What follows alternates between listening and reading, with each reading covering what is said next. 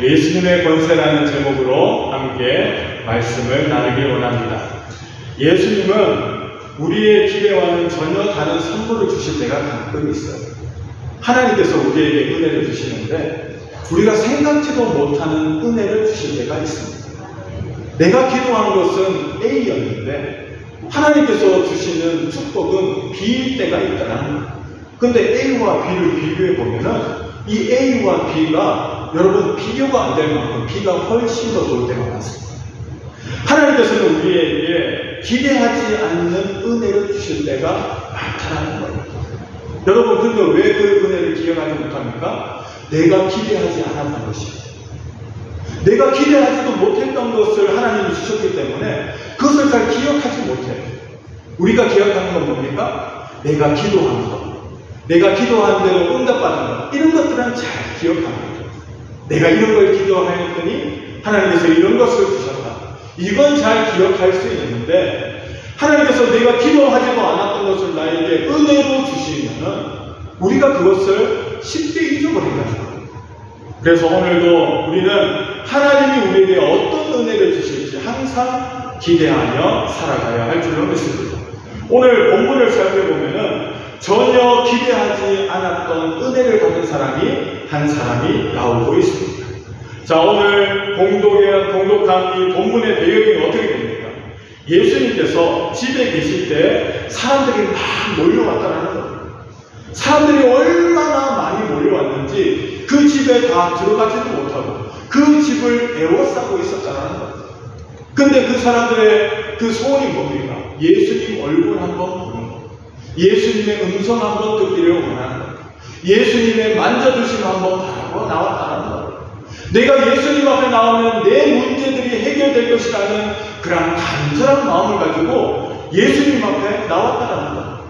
너무 많은 사람들이 나왔어요. 그래서 예수님이 일일이 다 만져주시지도 못하고 만나주시지도 못하는 그러한 처지에 처해 있었다는 겁니다.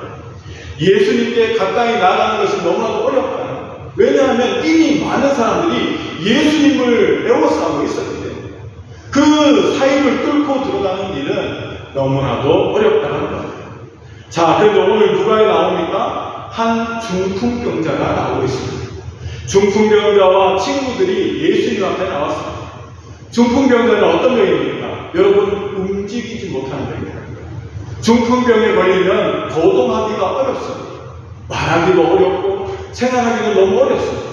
자기의 힘으로 뭔가를 할 수 없는 사람이 바로 중풍병자 환자다라고 말할 수 있다는 거예요.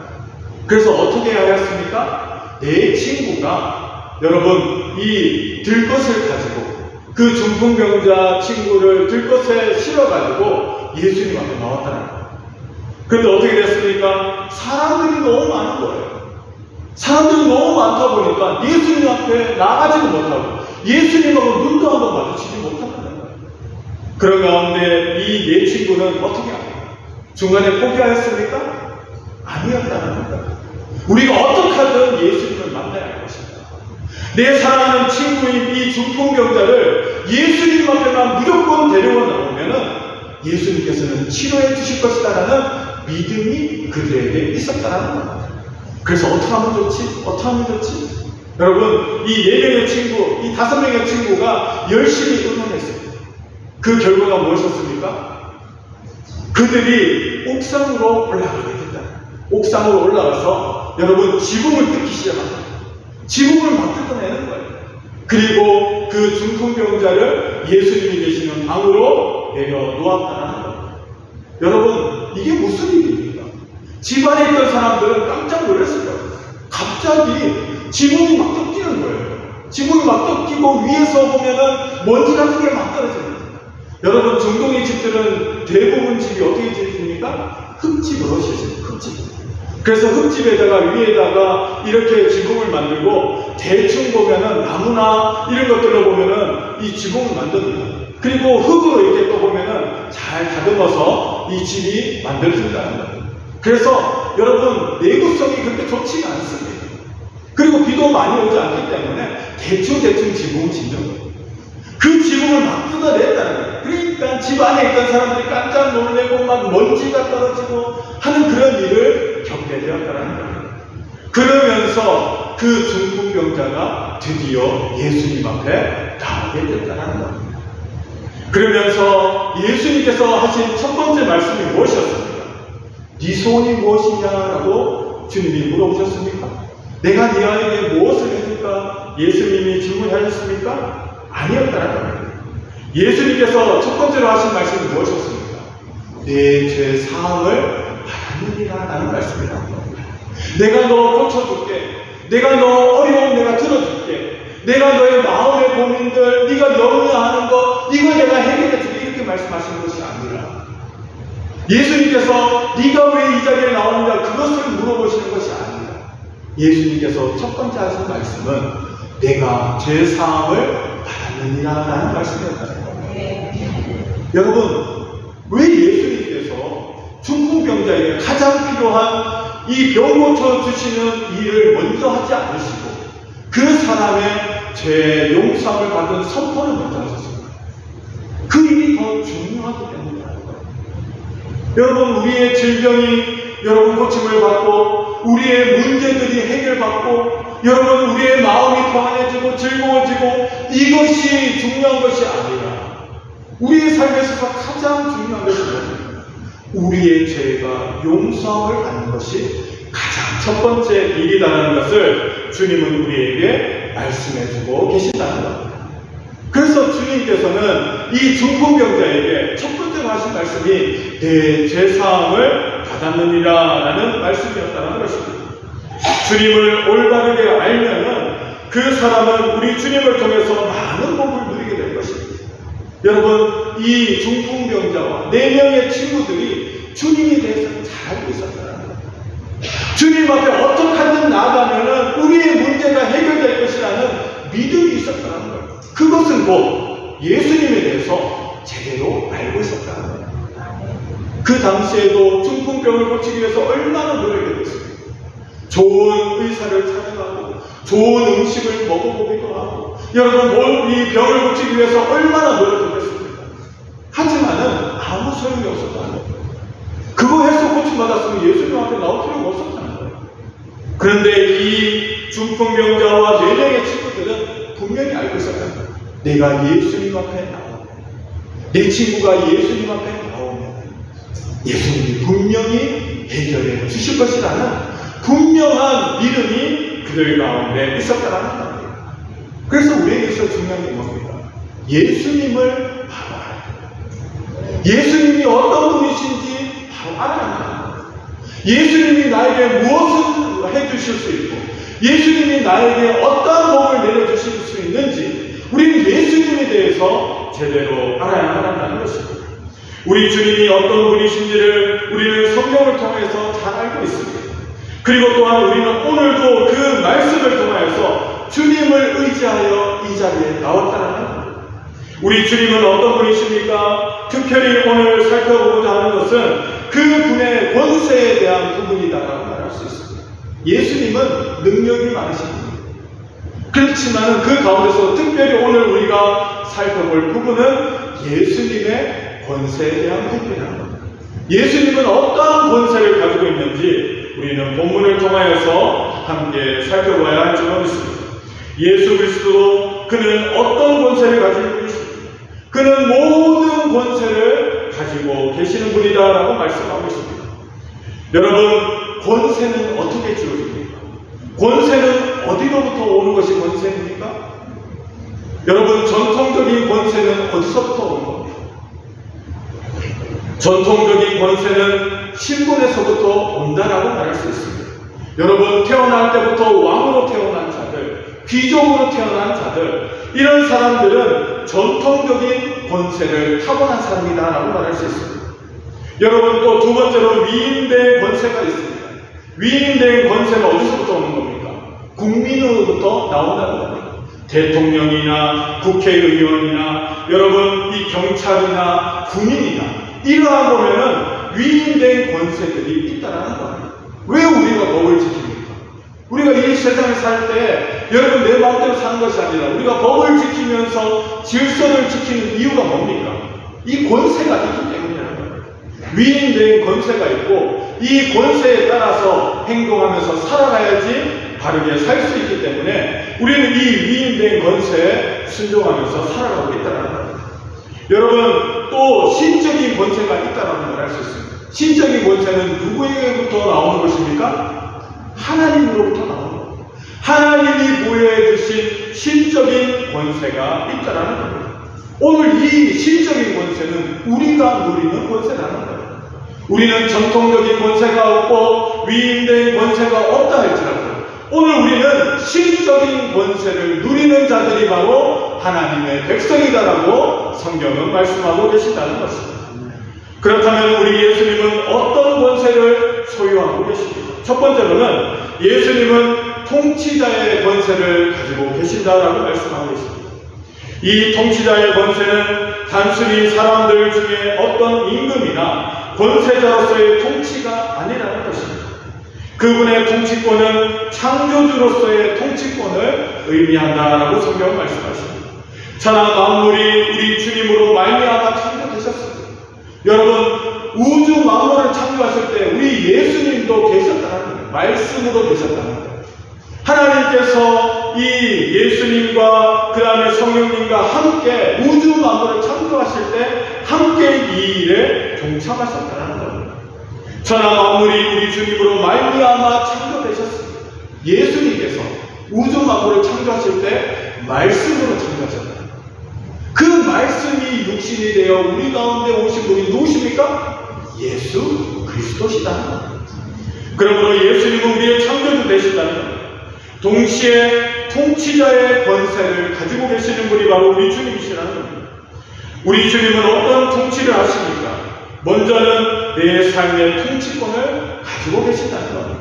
여러분, 내 인생 내 마음대로 사는 것처럼 보이고 내 뜻대로 그렇게 사는 것처럼 보여요. 여러분, 내 인생 내 마음대로 됩니까?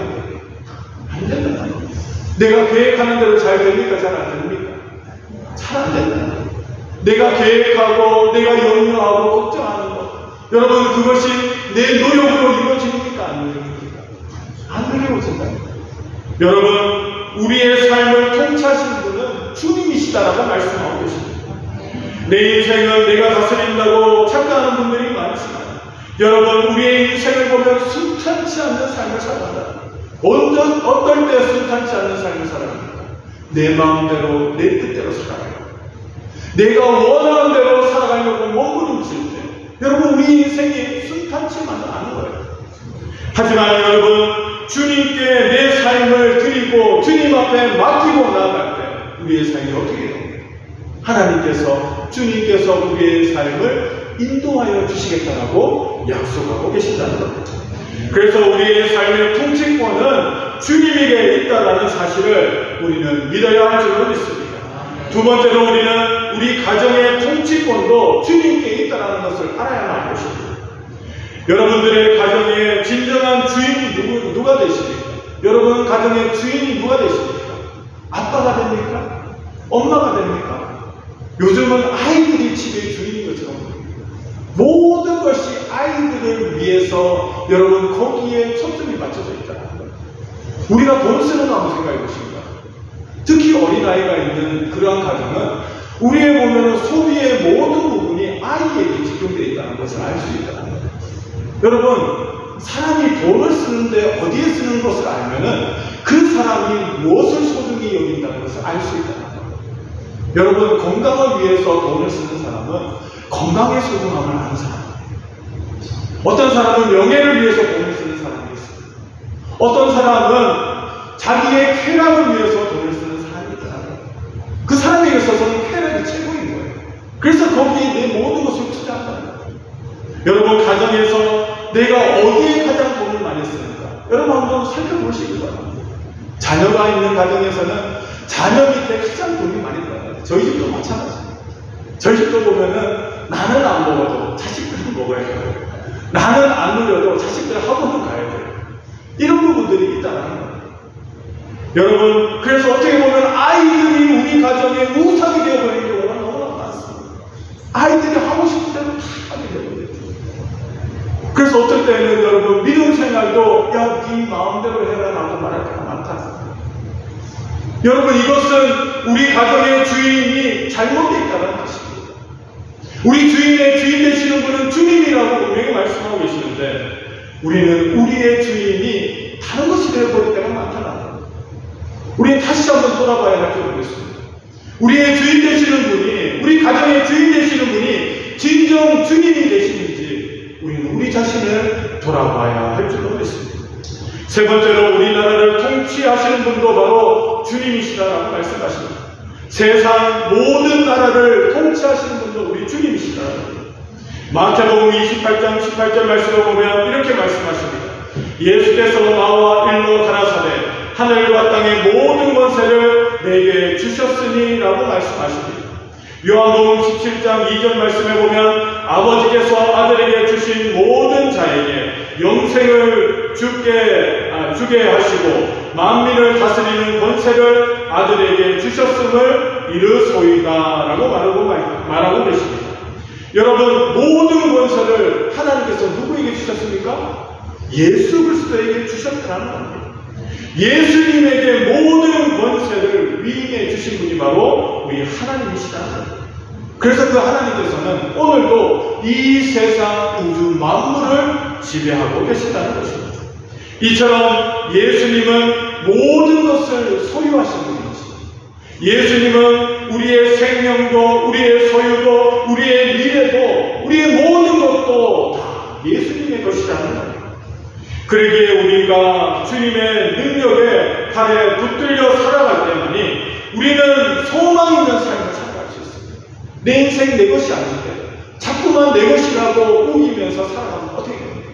힘든 나날을 살아갈 수밖에 없다는 거예요. 그런데 내 모든 것은 주님의 것입니다. 주님을 위해서 사용하시기 원합니다 라고 고백할 때 그때부터 참된 평화와 안식이 시작된다는 것입니다. 그래서 예수님께서는 우리의 통치자의 권세를 가지고 계신다라고 성경 오늘도 우리에게 말씀하고 계십니다. 두 번째로는 예수님은 심판하는 권세를 가지고 계신다라고 말씀하십니다.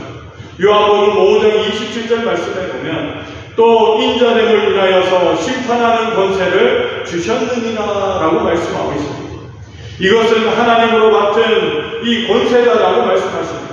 사단의 세력을 심판할 수 있는 권세, 그리고 마귀의 일을 멸하는 권세가 주님께 있다라는 것입니다.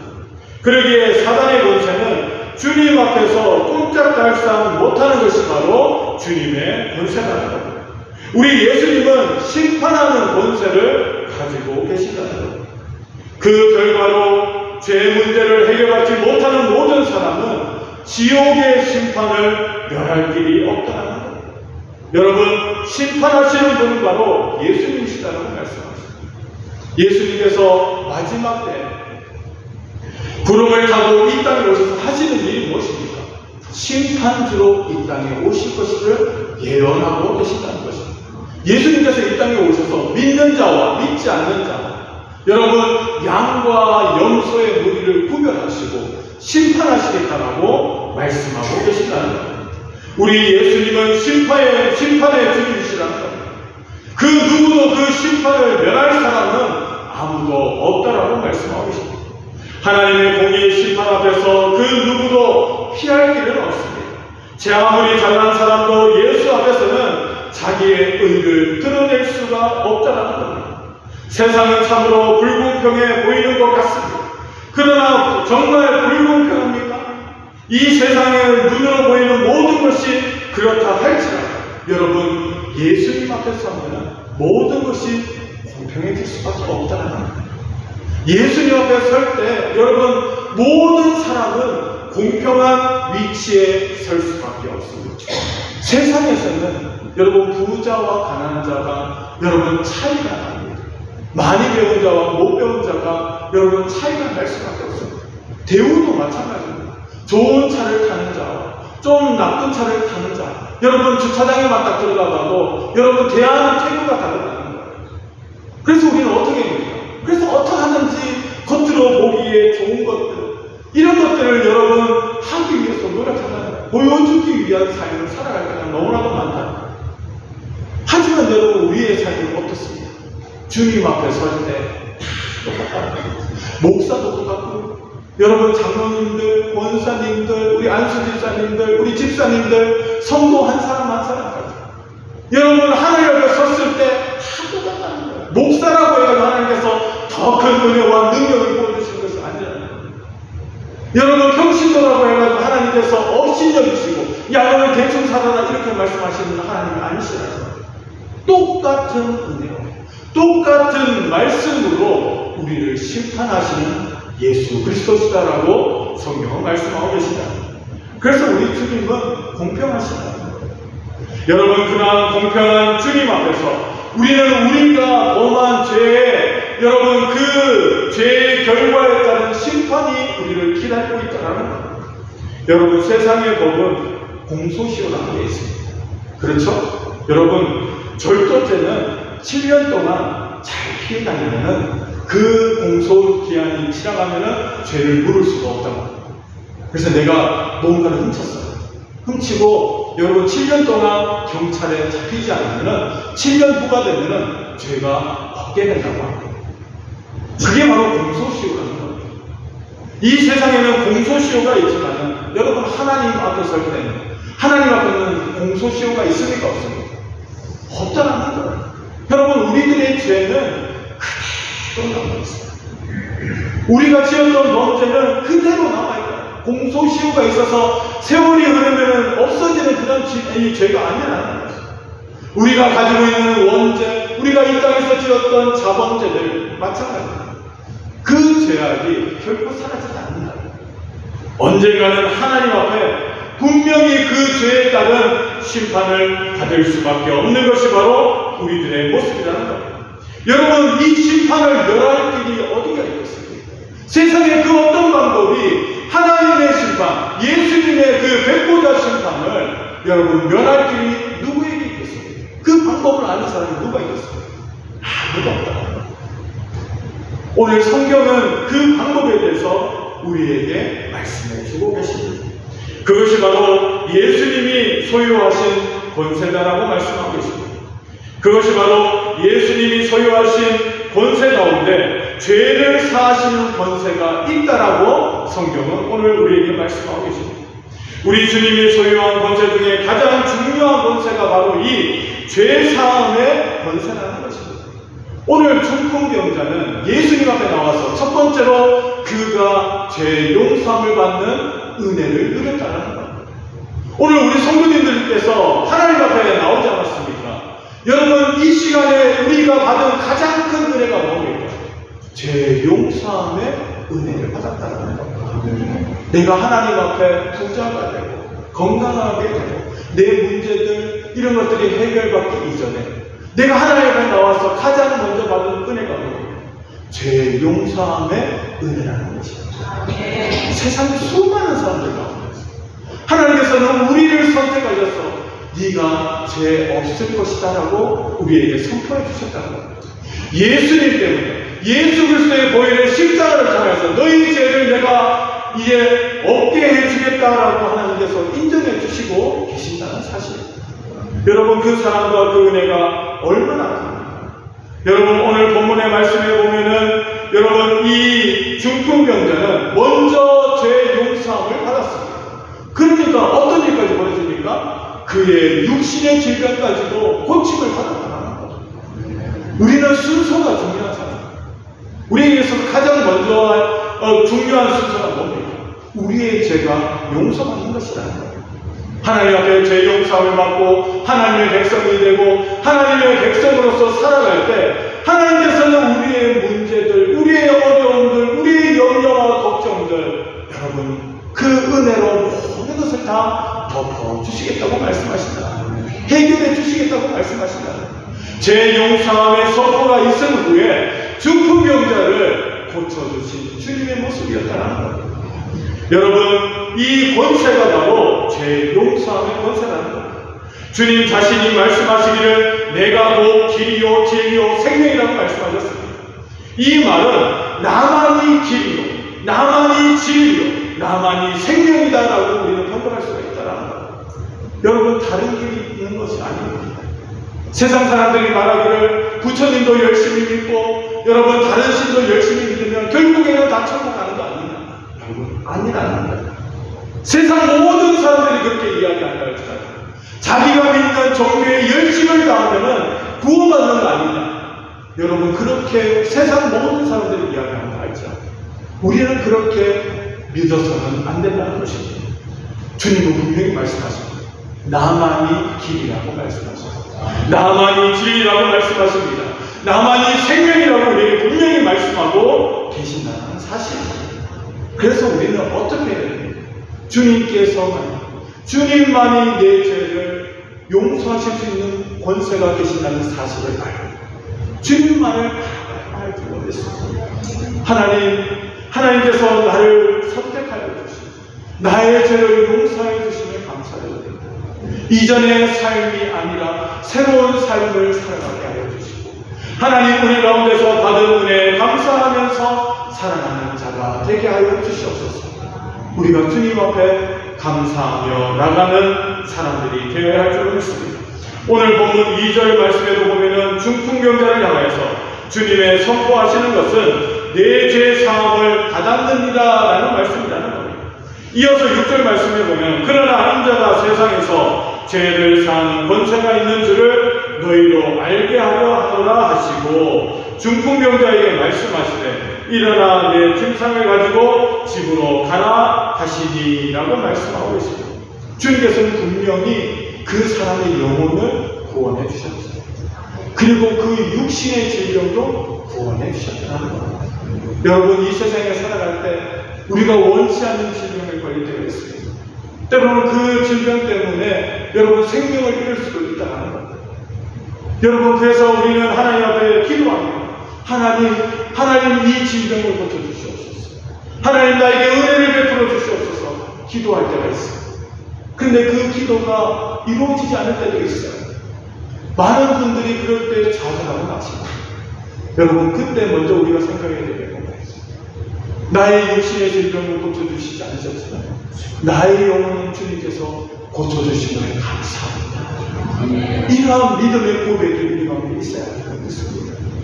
하나님께서 내 가정의 형편을 좋아질 수 있도록 하나님께서 복을 주시지 않았지만은 하나님 우리 가정이 예수 믿고 구원받게 해주심을 감사합니다. 이러한 고백들이 우리 가운데 있어야 할 줄로 믿습니다. 이러한 권세는 예수님이 어떠한 권세를 가지고 있는지 그것을 아는 사람만이 그 권세를 누릴 수 있다는 것입니다. 그래서 예수님의 권세를 아는 사람은 어떠한 은혜를 누립니까? 그 사람은 죄 사함의 은총을 누린다라고 말씀하십니다. 예수를 믿을 때 죄 사함의 은총이 있습니다. 죄 문제가 해결되면 여러분 우리의 마음이 얼마나 기쁘고 즐거운지 모릅니다. 그래서 우리는 오늘도 이 죄 문제를 해결하여 주시고 하나님께서 나를 불쌍히 여겨주시고 하나님께서 나를 회복시켜달라고 여러분 기도해야 할 줄로 믿습니다. 오직 믿음으로 하나님께서는 모든 문제를 해결해 주시는 하나님이시라는 겁니다. 비록 우리의 환경이 변하지 않아 비록 여건이 여러분 그대로 있다 할지라도 하나님께서는 결국에는 우리를 선한 길로 인도해 주시는 하나님이시라는 겁니다. 그때까지 참고 기다리는 것입니다. 하나님 의심하지 말고 하나님의 그 권세를 의심하지 말고 우리가 오늘도 믿음으로 나가는 성도들이 되어야 할 줄 믿습니다. 사랑하는 성도 여러분, 오늘 이 아침에 하나님께서는 예수님의 권세가 무엇인지 우리에게 말씀하여 주셨습니다. 예수님의 권세는 전능하신 권세라고 말씀하셨습니다. 그리고 죄에 대한 심판의 권세를 주님께서 가지셨다고 말씀하십니다. 그 가운데 죄 용서함의 권세를 가지셨다고 성경은 오늘 우리에게 말씀하고 있습니다. 사랑하는 성도 여러분, 이 권세를 믿고 하나님을 의지하며 믿음으로 나갈 수 있는 귀한 믿음의 성도들이 되시기를 주님의 이름으로 축원합니다. 그래서 이번 한 주간도 여러분 예수님을 의지하면서 살아가기 바랍니다. 예수님 바라보고 예수님 앞에 기도하시기 바랍니다. 여러분 고민만 하고 걱정만 한다고 여러분 문제가 해결되는 게 아니에요. 하나님 앞에 기도해야 됩니다. 기도하는 자리에 나오고 여러분 우리가 시간 날 때마다 하나님 말씀을 묵상하고 하나님께로 가까이 나갈 때 하나님께서는 우리의 음성을 들으시고 응답하시겠다고 말씀하고 계십니다. 오늘 중풍병자와 그 친구들이 주님 앞에 나와서 문제 해결을 하던 것처럼 우리도 주님 앞에 나왔사오니 하나님 우리의 문제를 해결하여 주시옵소서. 예수님의 권세를 의지하는 귀한 믿음의 성도들이 되게 하여 주시옵소서. 하나님 앞에 나올 수 있는 저와 여러분들 되시기를 주님의 이름으로 축원합니다.